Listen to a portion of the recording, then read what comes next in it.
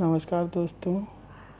आज environmental science के अंतर्गत हम स्टडी करेंगे जैवमंडल के बारे में, जिसे बायोस्फीयर भी कहते हैं। पृथ्वी के समस्त जीवित जीव तथा उनके आसपास का पर्यावरण, जिससे इन जीवों की परस्पर क्रिया होती है, मिलकर जैवमंडल की रचना करते हैं। जैवमंडल को हम 3 पार्ट्स में विभाजित कर सकते हैं। नंबर 1 वायुमंडल, नंबर 2 स्थलमंडल, नंबर 3 जलमंडल। जैवमंडल में प्रचुर मात्रा में पाए जाने वाले जीव, जो कि समुद्र की गहराई में लगभग 200 मीटर तक तथा समुद्र तल से लगभग 6000 मीटर की ऊंचाई तक पाए जाते हैं। अब हम जानते हैं पारिस्थितिकी संगठन का स्तर। सर्वप्रथम अणुओं के मिलने से कोशिका का निर्माण होता है। बहुत सारी कोशिकाएं आपस में मिलकर कोशिका समूह का निर्माण करती हैं, और कोशिका समूह आपस में मिलकर कोशिका समूह को जैसे हम कहते हैं ऊतक, जिसे इंग्लिश में टिश्यू कहते हैं, और ऊतकों से जीव बनता है, ऑर्गेनिज्म। और जीवों के परस्पर आपस में मिलने से जनसंख्या या पॉपुलेशन बनती है, और पॉपुलेशन के मिलने से कम्युनिटी, जिसे कहते हैं समुदाय, बनता है। समुदाय के मिलने से बनता है पारिस्थितिक तंत्र, और कई पारिस्थितिक तंत्रों से आपस में मिलने से जैवमंडल या बायोस्फीयर का निर्माण होता है। अब जानते हैं बायोटिक कम्युनिटी किसे कहते हैं।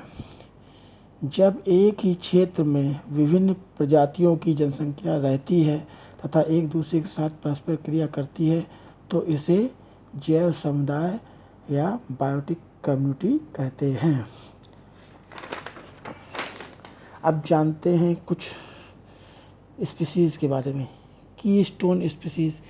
कीस्टोन स्पीसीज़ किसे कहते हैं। कीस्टोन स्पीसीज़ वे जातियां जो किसी समुदाय में प्रचुरता तथा जैव भार की अल्पता के बावजूद भी सामुदायिक लक्षणों पर अपना प्रभाव दर्शाती हैं, उन्हें कीस्टोन स्पीसीज़ कहते हैं। कीस्टोन स्पीसीज़, इनकी संख्या तो अधिक होती है किसी कम्युनिटी में, लेकिन इनका मास, जिसे कहते हैं बायोमास, जिसे जैव भार, बहुत कम होता है। फिर भी ये अपना प्रभाव दर्शाने में सफल रहती हैं। इन स्पीसीज़ को हम कीस्टोन स्पीसीज़ कहते हैं। दूसरी जानते हैं हम फाउंडेशन स्पीसीज़। वह स्पीसीज़ जो अन्य स्पीसीज़ के निर्माण व संरक्षण में मुख्य भूमिका निभाती हैं, उन्हें फाउंडेशन स्पीसीज़ कहते हैं। जैसे उदाहरण के तौर पे हम जानेंगे कि कोरल रीफ। कोरल रीफ के निर्माण में कोरल महत्वपूर्ण भूमिका निभाती है, अतः कोरल एक फाउंडेशन स्पीसीज़ है। इसके बाद नेक्स्ट आती है संकेतक प्रजाति, जिसे कहते हैं इंडिकेटर स्पीसीज़। किसी पौधे व जंतु की वह प्रजाति जो पर्यावरण परिवर्तन के प्रति बहुत अधिक संवेदनशील होती है, उसे हम संकेतक प्रजाति या इंडिकेटर स्पीसीज़ कहते हैं। ये स्पीसीज़ जो इंडिकेटर स्पीसीज़ होती हैं, पर्यावरण में अगर किसी भी प्रकार का चेंज होता है तो इनके ऊपर तुरंत ही उसका प्रभाव अवश्य पड़ता है।